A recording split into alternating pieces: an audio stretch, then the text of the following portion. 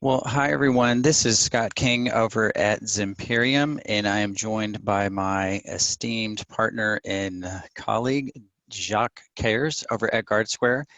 And today we're going to talk about why your app may be not as secure as you think. So a little bit about our agenda today. We're going to give you an overview of a couple of pieces of research on over 3,000 mobile banking and financial services apps. We're going to provide some breach examples of what could happen if you don't properly secure your app, some app shielding best practices. We're going to review the OWASP Mobile Top 10 and how these apps graded against those compliance policies, some app rankings. So we did actually score them on a 0 to a 100 scale, and we'll provide you some numbers on how these apps actually ranked, some recommendations and resources, and then we actually have asked every one of the registrants if they had any questions today, and we had some questions submitted, so we're going to review those at the end. So Jacques, anything to open the session before we get started? Yeah, definitely. We when we did that report, this analysis of these applications, it was given by the fact that we saw some external researches which showed us that apps were not at all protected or very little protected. So let's say reports show that 75% of the apps were not fulfilling the basic security requirements. So then we said, okay, let's look into that a bit deeper and let's analyze that. And that's where we came up with that study. So keen to share more information on that. Okay, nice.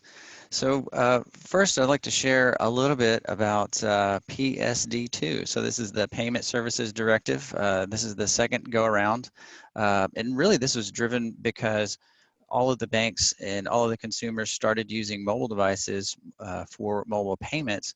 But I'd really like to call out a specific section in the PSD2, and specifically the Article 9 in the regulation states that you must put mechanisms in place to ensure that the software or the device has not been altered by the payer or by a third party. And Jacques, that third party could be anyone, right? So what are we protecting against? Well, exactly. We protect against that information, which is then has to be shared by banks to third parties.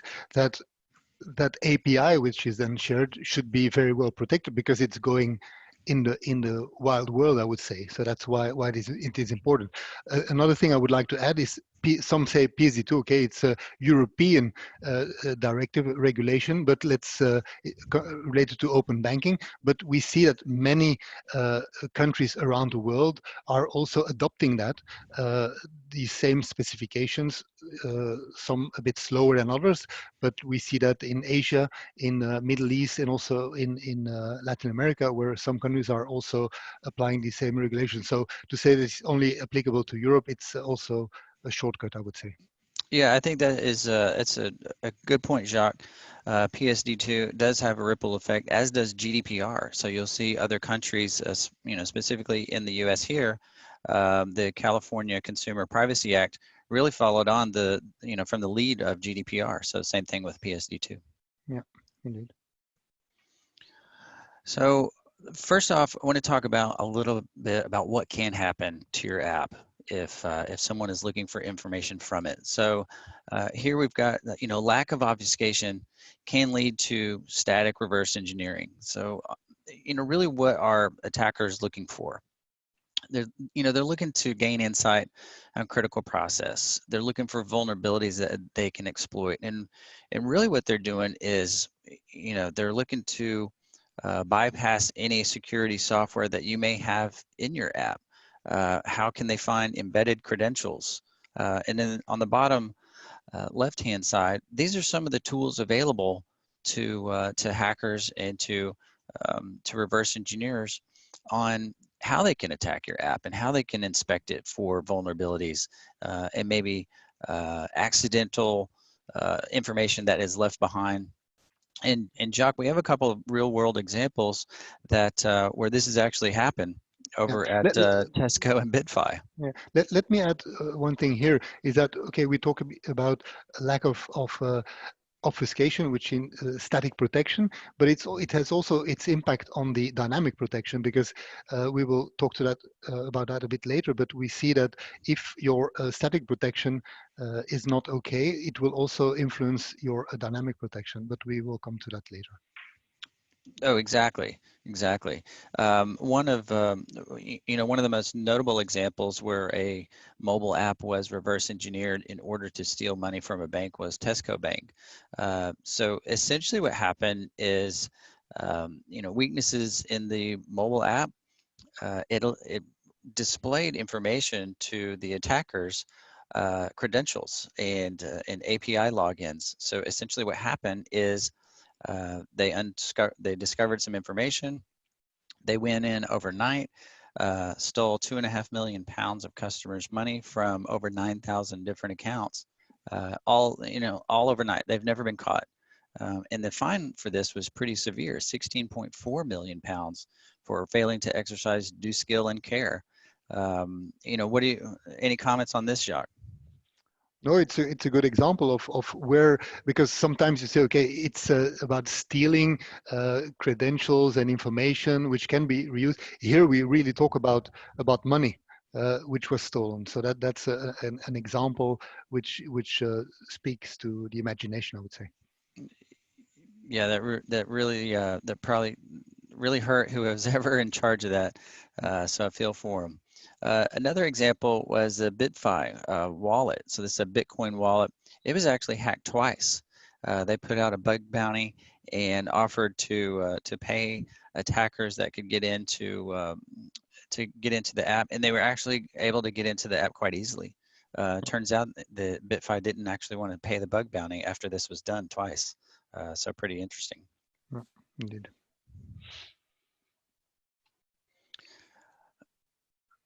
Another area that we at Zimperium get a lot of questions about is bank impersonations, overlays, and specifically BankBot. So these attacks leverage malicious mobile apps. They get them on your phone. The malicious mobile app can then inspect which other applications you have on your device. If they see a mobile banking app, then they go and fetch the image when you attempt to log in, place that over your mobile app, and you actually surrender your credentials directly to the attacker without you knowing it. So these are specifically crafted apps, and the malware is specifically crafted for specific banks. You can look up a list of banks that are actually targeted. If you're interested, if your bank is targeted on this attack, you can ask me later, or Google it and Google your bank name and BankBot and see if you're on a list.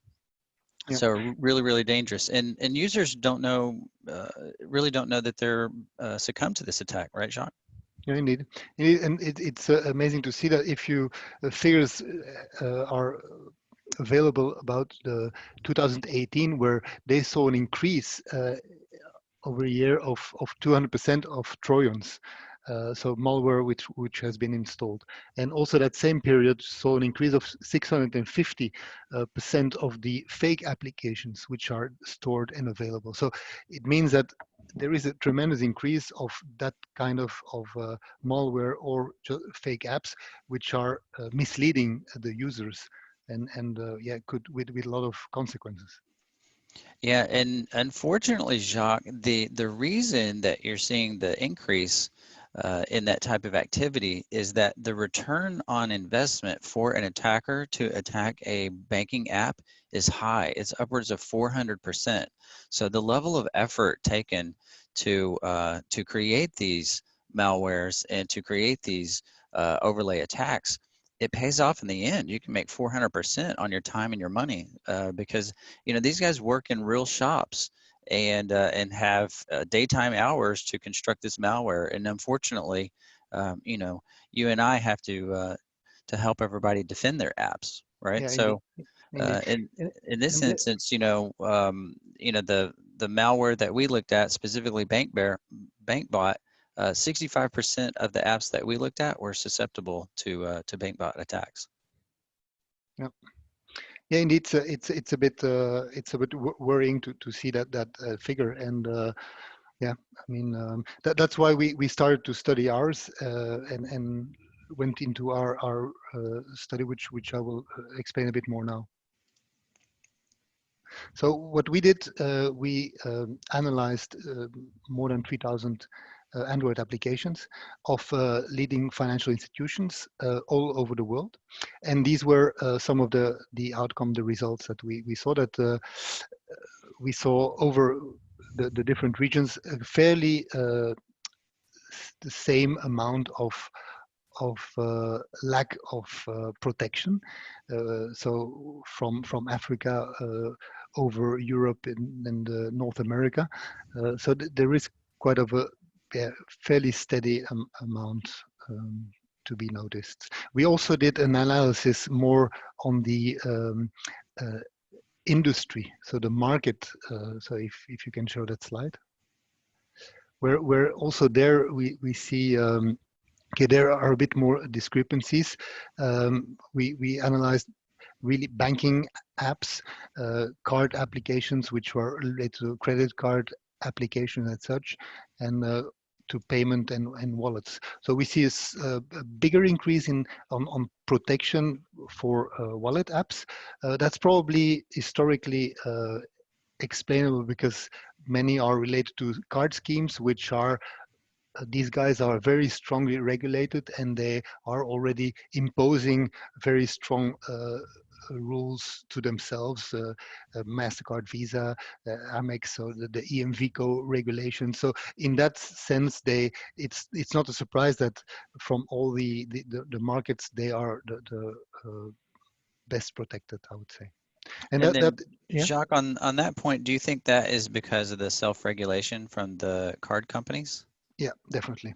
Okay. Yeah, it starts by PSD2, no, by PCI here. So they're imposing, and now we see also that these card schemes, of course, they cannot impose these regulations yet to their members, which they can for really payment applications. For mobile apps, they cannot yet. But what they do, they try already to secure their wallets, which they then offer to banks to install in their applications. So these mobile APIs or SDKs are strongly protected. And of course, they are trying now into new regulations which are being developed on the INVICO association to also impose that more and more. But it's not yet there, of course. Interesting. Interesting. So that's if we sum that up, we see that a bit less than 50% have some obfuscation in place, which means that more than half of them don't have any protection against static attacks in place, which is kind of worrying. And if we then see the ones which have some protection in place, or pretend that they are 80% of that are using our open source product, which is called ProGuard, and that product is mainly an optimizer. Just a few words on that. The optimizer means that it shrinks and it makes the app faster, and that's a product which has been on the market since a very long time, because in the past, in 2001, 2002, when it was created, it was meant to really reduce the size, and because the smartphones were not that powerful. So that's, and we add a very thin layer of protection, of obfuscation, but that's really a very thin layer. And people think, okay, they've been using that. There is also mentioning about obfuscation, so they think, okay, that's more than enough, which is totally not the case, because that product is not meant for, has been developed for security reasons. So, and if you take that into account, it means that less than 10% of the applications of these financial institutions use a kind of a strong protection, which is a bit worrying. Well, that is it's a very small number. So you're saying less than 10% actually use kind of a full obfuscation Yeah. method, Yeah. right? Mm-hmm. Wow. Well, that is yeah, that is surprising. So as part of our research over at Zimperium, we took a look at the OWASP Mobile Top 10, and so these are a set of practices that that developers follow, And what we did is we actually scaled all of the apps together on a 0 to 100 percentile. So you can see at the top, improper platform usage, that bar is completely green. So that means 100% of these apps pass for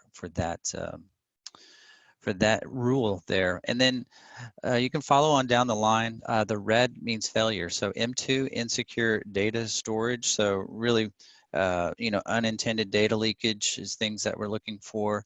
97% of those apps actually fail for that. And you go on down the line, and you look at M9, which is reverse engineering. And that was really the point of today's presentation was, how can I shield or harden my app from being reverse engineered? 100% of the iOS apps in our study actually failed for reverse engineering.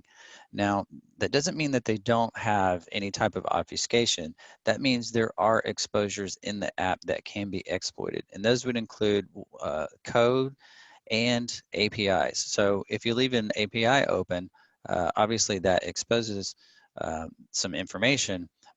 Otherwise, the app couldn't, if you obfuscated that, the app couldn't communicate correctly to external sources. So you need to have extra checks on your API security as well. Now, if we move to Android, the chart looks a little bit different. Insecure data storage, less apps fail for that. Insecure communications, less apps fail for that. But again, on reverse engineering, 100% of the apps fail. So, you really just need to take a look at, why you're failing. Make sure that you're comfortable with the reasons that the reporting mechanism is telling you that you're failing. And if you're not comfortable with it, do some further research to make sure that you're not exposing your app and your assets and your connections to attackers out in the wild. A small comment there, if I may, Scott. You see that the same failures are appearing on the iOS as on the Android. Okay, there are some differences, but so that's something where we come often across some comments to say people to say, okay, but yeah, Android, okay, I can understand, but iOS, it's secure, so I don't need to worry, which shows that it's not really the case, and also other studies are really indicating that today we can say that out of 10 Android applications which are being hacked, 6 iOS apps. So it's really catching up, and to say that the iOS community is safe, it's totally incorrect. Yeah, it really is. And, when you talk about APIs and connections, both apps use the same connection. The protocols themselves, sometimes there's a vulnerability in the protocol itself. For instance, Wi-Fi or Bluetooth or NFC, and that is not platform dependent.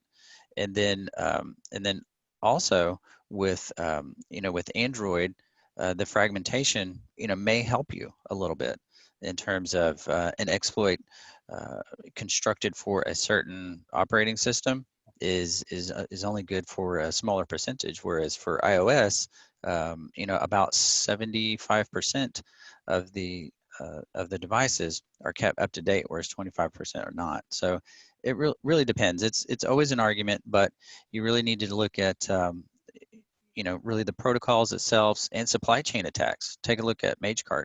That's not platform dependent either.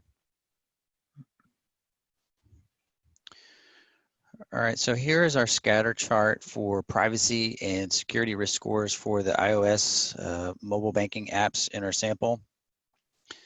So the scores are from a 0 to a 100 scale on both privacy and security. So the apps represented in the lower left-hand corner are the most secure and have the least chance of leaking data through the app.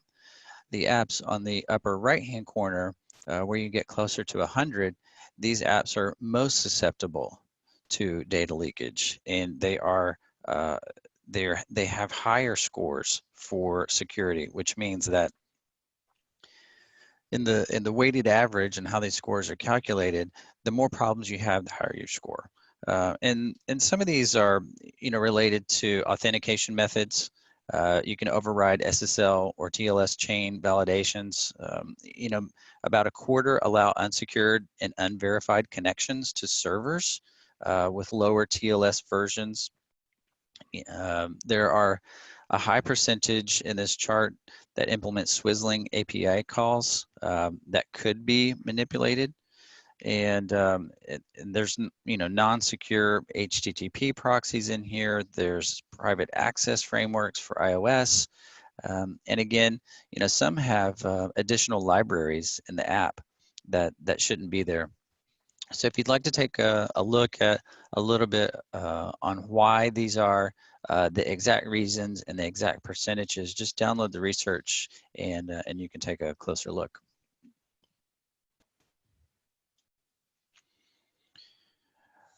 Same here with the Android. So 0 to a 100 score from platform to platform, from iOS to Android. They don't make sense to compare each other, but depending on platform, so inside of Android, you'll notice that the dots move, the pattern, if I go back and forth, the pattern is a little bit different. But what you want to look at is, your app relative to the others. Some of the Android apps in the upper right-hand corner, some of the problems, 90% of the apps enable WebView to execute JavaScript code. If the app is connecting to a bank's website to show pages in the app, the bank's website uses JavaScript, that is a different reason, but however, it's best not to use JavaScript in there. Many of these apps use insecure data storage. They actually use world writable data stores in the app. And then two of these apps scored really, really high because they have an additional Android application bundled inside the mobile banking app. So definitely need to take a look at that and understand why that is there. And again, if you want additional detail, just take a look at the research, and we'll provide that link to you at the end of the session. So, Jacques, Yep. what's some best practices and recommendations for our audience today? Yes, okay. So there are different things which need to be done or can be done without impacting your user experience. And that's, first of all, to apply multiple obfuscation techniques. We already saw that many apps are not obfuscated and encrypted. So to use these techniques, that's definitely an important thing. We also talk about RASP, so the runtime protection mechanisms and the detection of threats, but you have to see that in a combination, because we've seen in the past, and there is a famous example of a German big bank, savings banks, which was hacked ethically, luckily for them. They were implementing a fairly strong RASP protection, but they didn't protect the against static attacks, so no obfuscation or very little obfuscation, and the hackers were able to retrieve the intelligence of that RASP, and by doing so they could build malware to bypass these protections. So a combination of two is really important, and yeah, of course, it's important to use that, to take that into account in your development cycle, so that people invest a lot in their user interface, and which is right, of course, because that's key in the experience that the customer has with that application. But if they forget to implement all the security, which doesn't have to be so time consuming, but if they forget, then the risks can be tremendous, and that's why we can only advise to spend some time and some budget on implementing these obfuscation and RASP techniques. And then also the database remediation, that's also important, because there they can gather information on how they can improve their protection based Yeah, on feedback. your German example, Jacques, goes back to what we talked about earlier with the understanding security checks and security methods inside your app. So it sounds like these guys weren't hiding their methods very well and were exploited. So hopefully no harm. You said it was an Yeah, ethical hack, so yeah, no harm, right? no, no, indeed. All right, good, good. So I don't know if you have other things to add there, or Yeah, I mean, just as essentially, I would say, don't take your current state for granted. Just find research why your app scores the way it does. Make sure that you're comfortable with it, because many of the apps that we looked at are multiple versions old, right? And yeah, teams change, methods change. So you could have code in there that is either deprecated. For instance, there, inside our research, there is a deprecated SDK used by about 12% of the apps, and it's completely vulnerable. You can download exploits for it on the internet, yet it still lives on in subsequent versions of the app because really no one's just taking a look at it. So it's really dangerous. And if I can find it, then somebody else can very easily. hmm, yeah, But indeed. so some of the research that we used today is available on the internet. You can download the full financial application security report from Guardsquare. The mobile banking apps are not created equal from Zimperium, and we'll supply these links to you as well in the follow-up email, so you don't have to try and write those down. Um, and so we did have some questions, Jacques, on registration, and I believe we have one extra question today. I'll take a look at that. Yeah, yeah. So uh, we had people register for this presentation, and one of the questions that came in, which OWASP guidelines can we use to make our Android app highly secure yet very friendly to use? So Jacques, what do you have to say about that? Well, there are guidelines available which are clearly stating what best practices are, and of course by using some obfuscation and RASP techniques, um, they can definitely help. We can provide these guidelines in more detail if we have the that's available, but we can share. It's also available on our website. So yeah, I don't know if you have other comments to make on that.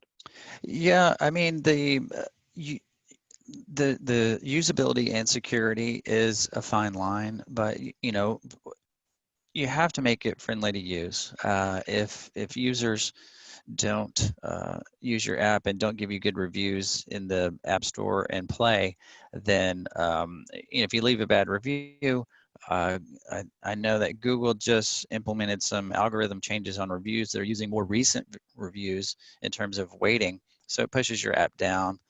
Plus, I'm sure people are measured on this Yeah. that actually developed this app. So.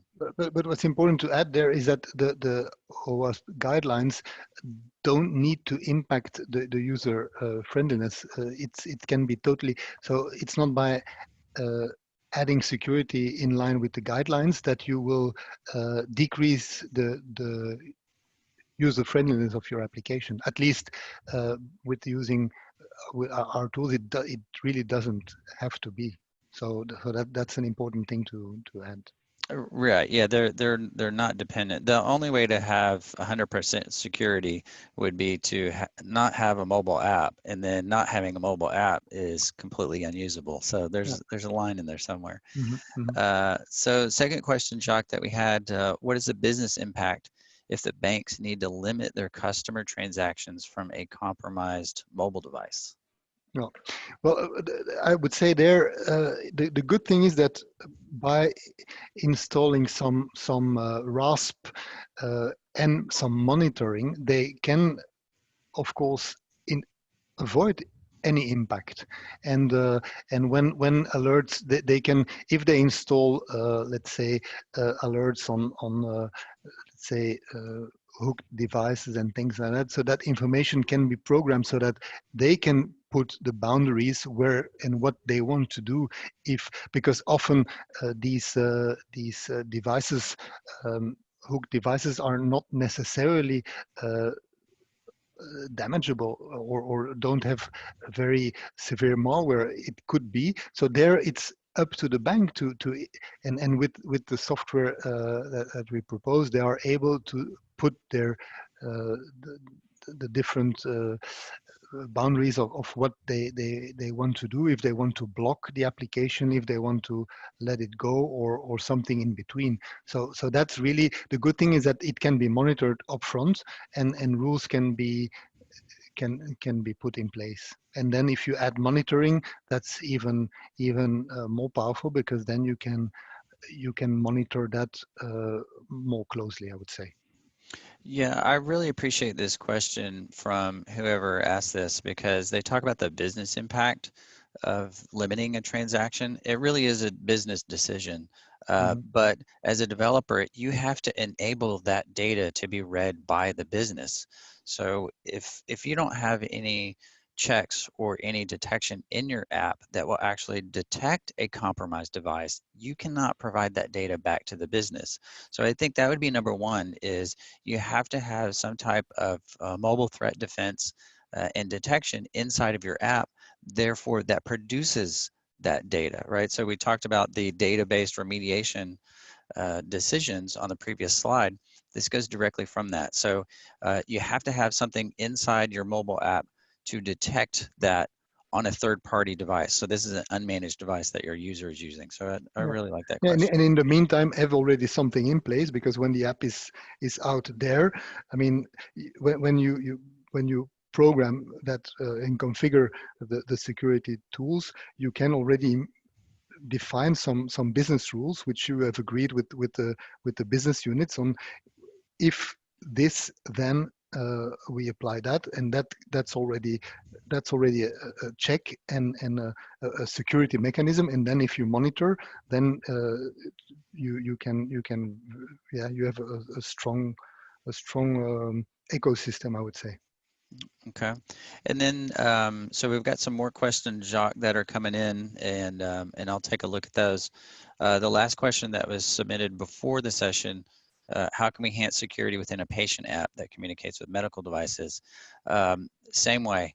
So you really need to be securing any type of medical app, specifically with patient information that, you don't want it, one, to be reversed on the patient's device. So who knows what the health of the patient device is.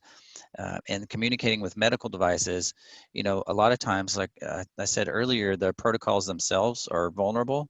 So any communication in between the app and the medical device is susceptible for hacking. There are examples on the internet where people have they've broken into pacemakers and things like that are actually internal to somebody's body, and manipulated it, like unlocking a car with a mobile app. Hmm. Yeah, indeed. So some of the other questions that have come in, Jacques, as an iOS developer starting on Android, is there a development or checklist guide on implementing secure Android applications? And what do you think about SSL pinning? So yes, I do have a checklist. We're not going to talk about it today. And SSL pinning, yes, I recommend it. And I also recommend some type of man in the middle and network attack type of defense as well. Yeah, I agree. And the checklist, yeah, we can communicate that to people. We can put that available. Yeah, I've got your email address, so I'll send you the checklist that's in another presentation. And then last question for today, Jacques. I know the answer to this one because we do this type of research. Do you see other types of apps that are more or less secure? Actually, yes, we have 3 other research pieces on um, travel apps, shopping apps, and tomorrow there will be dating apps. And yes, some are more or less secure. I will say that the financial services apps, even though they are pretty scary, they tend to be most secure because actually they get most resources assigned to them. There's bigger teams. So Jacques, thank you very much for joining me for this presentation today. I really appreciated your insight on the Guardsquare research. Any closing thoughts? No, thank you for the invitation, Scott. Yeah, I'm open to answer further questions, and you have my email address, so do not hesitate to drop a mail. Okay, thank you very much. Yeah, if you have any further questions, go ahead and ask them directly to Jacques or myself. Thank you so much for joining, and have a great rest of your day. Thank you, all of you. Bye-bye.